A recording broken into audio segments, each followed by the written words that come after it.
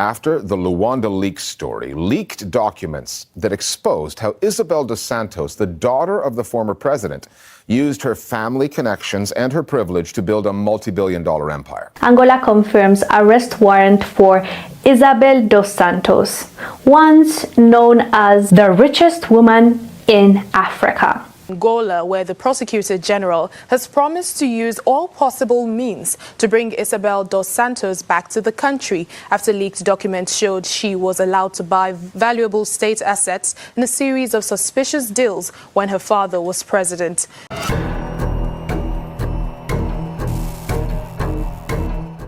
Isabel dos Santos was once celebrated as Africa's richest woman. Her name was known across continents, and her empire stretched from Angola to Europe. She lived in unimaginable luxury, surrounded by power and influence. To many, she seemed unstoppable, a symbol of wealth and success. But beneath the surface, her story wasn't as perfect as it appeared. Behind the shining image of a self-made billionaire was a much darker reality, a life built on corruption, stolen public funds, and secretive deals that robbed her country of its future. Her rise to fame and fortune was closely tied to her father, José Eduardo dos Santos, who ruled Angola with absolute control for nearly 4 decades. As president, he oversaw a country rich in resources but struggling with poverty. During his time in power, Isabel used her family connections to secure profitable deals, control state assets, and grow her wealth. She became known as the Billionaire Princess of Angola, a title that symbolized privilege and excess. However, power doesn't last forever. When her father stepped down, Angola's political landscape shifted. The new leadership began investigating her financial empire, revealing years of questionable transactions and corruption. The wealth and status she had built so carefully began to fall apart under close inspection. Once untouchable, Isabel dos Santos now faces a very different reality. Her story, once one of triumph and wealth, has become a cautionary tale about power, greed, and the consequences of taking more than you give. This is not simply a story about Angola. It's a global story. Africa's richest woman, Isabel dos Santos, the daughter of former Angolan President José Eduardo dos Santos, Isabel's fortune is increasingly coming under scrutiny. This is the story of how Isabel went from grace to grass, the story of her rapid rise, the huge fall of her wealth, and the impact it had on Angola and the African continent. Welcome to the world of research. Welcome to the large family of Wisdom in Narrations.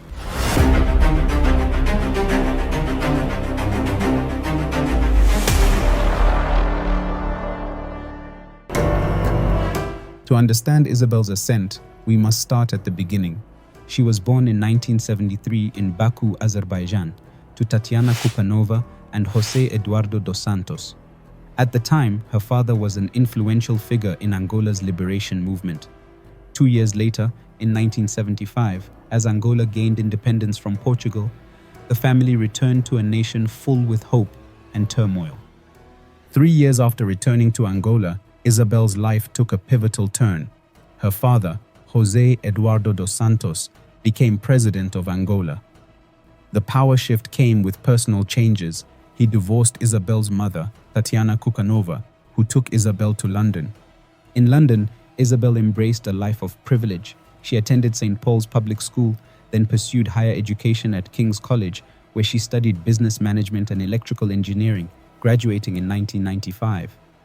Isabel often highlighted her education as evidence of her entrepreneurial prowess, but her privileged upbringing told a more complex story.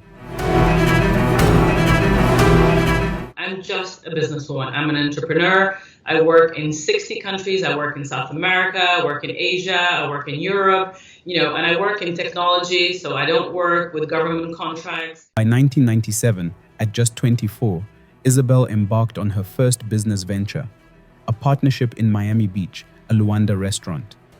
The restaurant's owner, Roy Barata, granted her a small ownership stake, betting on her name to attract success. His gamble paid off. Miami Beach thrived, supported by Isabel's powerful connections. But her true wealth building began in 1999. Isabel founded Transatlantic Investment Services, an investment company headquartered in Gibraltar. It was here that her father's influence became unmistakable. The company secured a 24.5% stake in a diamond marketing partnership, granting Isabel access to a profitable global market of African diamonds. A year later, in 2000, José Eduardo dos Santos granted Unitel, a Netherlands-based telecommunications firm, the license to become Angola's first mobile telephone operator. But there was a new mobile phone company starting in 2000, and lo and behold, Isabel dos Santos has 25% stake in this new mobile phone. With these ventures, Isabel dos Santos moved beyond the shadows of privilege and into the realm of immense wealth, her father's power always looming as the silent force behind her growing empire. By the early 2000s, Isabel dos Santos had solidified her place as a force in the business world. Through her father's influence, she secured a 25% stake in Angola's first mobile telephone company, an asset valued at over $1 billion. Isabel dos Santos' business background is her father's presidential decrees and her father's power. You had always the state providing the financial cover and the political cover for her. Isabel's commercial presence in Angola is omnipresent. Those who use cell phones go through the company in which she has shares, Unitel. In 2005, her ambitions expanded further. Partnering with Fernando Teles, a Portuguese Angolan banker, she co-founded Banco Internacional de Crédito, or BIS, which quickly rose to become one of Angola's largest banks. Isabel's 25% stake in BIC alone generated personal earnings of approximately $160 million. The same year, her investments extended beyond Angola. She acquired a 7% stake in Portugal's Gap Energia, nearly 19% of Banco BPI, Portugal's largest bank, and 26% of the Portuguese cable TV and telecom firm Zon Multimedia, later NOS SGPS. Her global footprint grew even larger when she spent $200 million to gain part ownership of Efacec Power Solutions, a Portuguese electric power equipment company. But her empire didn't stop at banking and energy. Isabel held significant stakes in supermarkets and cement companies across Angola. Her wealth and influence reached new heights in 2016 when her father appointed her as chair of Sonangol, Angola's state oil company, a position that gave her control of the nation's most valuable resource. By 2013, her sprawling empire earned her the title of Africa's richest woman, with Forbes estimating her net worth at $3.5 billion. In 2015, the BBC listed her among the 100 most influential women in the world. Yet, beneath the surface of her extraordinary success lay a different narrative.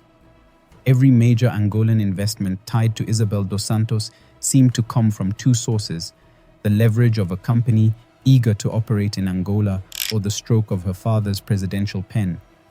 Her empire, vast and impressive, was deeply rooted in the corridors of power. I work in the private sector. I've built over 10 commercial companies in Angola. Companies in retail, so supermarkets, cinemas, shopping malls, media, telecom. These are commercial companies that work every single day. I've built 5 of Angola's most loved brands. I have over 20,000 employees. Currently, I'm one of Angola's largest taxpayers. So these companies are commercial companies that work every day. They serve thousands of people. Despite the undeniable role her father played in securing her vast empire, Isabel dos Santos insists she is a self-made billionaire. She credits her fortune to wise investments and relentless hard work. But the narrative isn't so simple. Her personal life intertwined seamlessly with her rise. In 2002, Isabel married Sindika Dokolo, a Congolese art collector and the son of the founder of Bank of Kinshasa. Together, they embodied wealth and influence, raising 3 children and living a life of privilege. But tragedy struck on October 29, 2020. Sindika died in a diving accident in Dubai, leaving Isabel a widow. The origins of the funds Isabel used to acquire her stakes in some of the world's leading companies are still being closely examined. Allegations of corruption and misappropriation cloud her financial dealings, and ongoing court cases continue to probe the depth of her empire's foundation. José Eduardo dos Santos was Africa's second longest-serving president. He ruled the country for 38 years before retiring in 2017. 2017 marked the end of an era in Angola. After 38 years of iron rule, José Eduardo dos Santos stepped down as president. His successor was not a rival, but a carefully chosen ally, João Lourenço. The transition seemed seamless, almost scripted, but what followed shattered all expectations. João Lourenço did not inherit his predecessor's legacy, he dismantled it. His presidency began with bold, decisive action. Isabel dos Santos, daughter of the former president and one of the most powerful figures in Angola, was removed from her role as chair of Sonangol, the national oil giant. Next, Lourenço ousted Filomeno dos Santos, José Eduardo's son, from the Sovereign Wealth Fund, a fund critical to Angola's economy. These moves weren't symbolic, they were surgical strikes against the family that had dominated Angola for decades. The fallout was immediate. Corruption investigations targeted both Isabel and Filomeno. They denied all accusations, but the tide was turning. With her father out of power, Isabel became the focal point of a relentless campaign. Her critics claimed her vast empire was built on a foundation of nepotism and corruption, state funds siphoned into private ventures under her control. Then came 2020, the year the facade cracked. Revelations exposed the true extent of Isabel dos Santos's dealings, shaking Angola's political and economic structures to their core. What began as a succession became a reckoning, a battle for the soul of a nation. Investigation, which took 8 months and more than 100 journalists to complete, found that Dos Santos, aided by her sort of a cadre of Western advisors, funneled hundreds of millions of dollars into offshore shell companies, and from there into all kinds of assets, including luxury homes. In January 2020, a revelation sent shockwaves through the world. The Luanda leaks, a massive document leak, exposed a shocking betrayal of trust. Isabel dos Santos, along with her husband Sindika Dokolo, orchestrated the theft of hundreds of millions of dollars from Angola. The documents uncovered a carefully constructed web of shell companies and offshore accounts used to launder money and secure massive, highly profitable contracts with Angola's national oil company, Sonangol. At the core of the scandal stood Sonangol itself. Isabel dos Santos had been appointed chair of Sonangol by her father, the president, during his time in power. She held this position until her father's successor removed her. During her tenure, Isabel approved transfers of millions of dollars to offshore accounts, actions that many critics and investigators deemed highly suspicious, if not outright illegal. For the people of Angola, the Luanda leaks confirmed what they had long suspected. The Dos Santos family had enriched themselves while the nation suffered, trapped in cycles of poverty and underdevelopment. As the truth emerged, anger spread across the nation. Demands for justice, not just within Angola but around the world, grew louder with each passing day. Angola's Supreme Court has ordered what it calls the preventive seizure of assets worth around $1 billion held by Isabel dos Santos, the daughter of the Southern African country's former president. The order comes after global police agency Interpol issued a red notice for Dos Santos last month, asking global law enforcement authorities to locate and provisionally arrest her. In the wake of the Luanda leaks, both Angolan and Portuguese authorities acted swiftly. Isabel dos Santos' assets were frozen, and investigations into her vast network of businesses began. This marked the beginning of the downfall of an empire that had once seemed untouchable. Her assets were frozen in 3 countries, and in a 4th, lawsuits were filed claiming hundreds of millions of dollars in unpaid debts. Forbes, in their 2021 list of Africa's richest people, would soon declare Isabel dos Santos without any assets, with little hope of ever regaining control over the frozen fortunes. But the Luanda leaks were merely the first chapter. Soon after, a global investigation revealed a far-reaching web of corruption, one that placed Isabel at its very center. Authorities leveled charges of embezzlement, money laundering, and the diversion of state funds into her personal offshore accounts. The most incriminating evidence emerged from her time as chair of Angola's national oil company, Sonangol. In her brief tenure, Isabel allegedly funneled over $1 billion US of state funds into companies tied to her and her family, funds that should have been used for the development of Angola. Isabel's empire was propped up by a vast network of over 400 shell companies, many based in tax havens like the British Virgin Islands, Mauritius, and Hong Kong. These companies allowed her to hide her true ownership of assets, moving money out of Angola with little to no oversight. With the alleged stolen money, Isabel acquired luxury homes in London, yachts, priceless art, and significant stakes in major European companies. It was an extravagant lifestyle built on the wealth of Angola's oil, while millions of her countrymen died in poverty. As the international investigation progressed, pressure on Isabel dos Santos increased.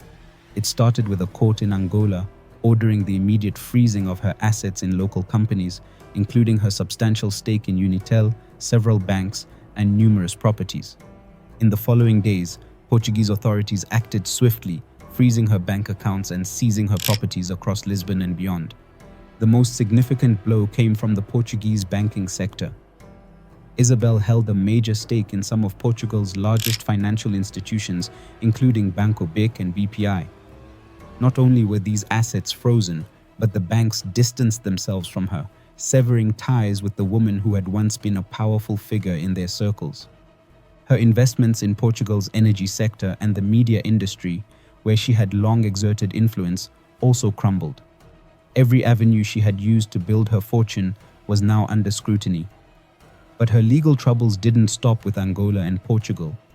Investigations soon unfolded across the UK, Switzerland, and several other nations where Isabel allegedly channeled funds through her offshore accounts. While many of her assets were frozen, the return of the stolen funds proved slow and complicated by legal issues. Despite the mounting evidence, Isabel continued to deny the charges, claiming they were politically motivated, a calculated campaign by Angola's new president to discredit her family.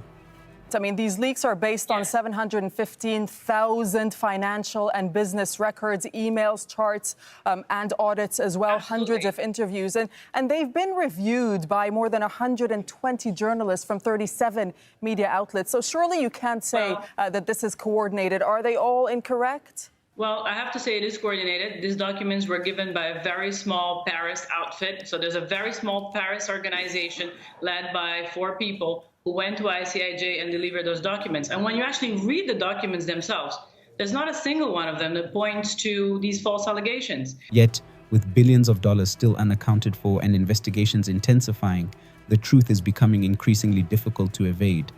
The recovery of the allegedly stolen funds proved to be a difficult task. Isabel's business empire was built upon a complex web of opaque companies spread across multiple continents and tax havens. These international structures not only concealed her wealth but also made it nearly impossible for authorities to trace and reclaim the stolen money. As her assets were being seized, the reality on the ground in Angola remained tough. Despite Angola being one of Africa's top 5 oil producers, millions of Angolans continued to live in poverty, a harsh reality familiar to many African nations. The scandal, however, forced serious questions about the mismanagement and exploitation of Angola's resources by the elite. Yet, as with many issues of this scale, those questions may fade into forgetfulness. For many Angolans, the fall of Isabel dos Santos symbolized a larger confrontation with corruption, offering a ray of hope in President João Lourenço's ongoing fight against crime. But whether this fight would become a cornerstone of his government's agenda remained uncertain. The road to reform, it seemed, had only just begun. Angola's battle against corruption continues, and the critical question remains: would Angola ever recover the billions lost to corruption?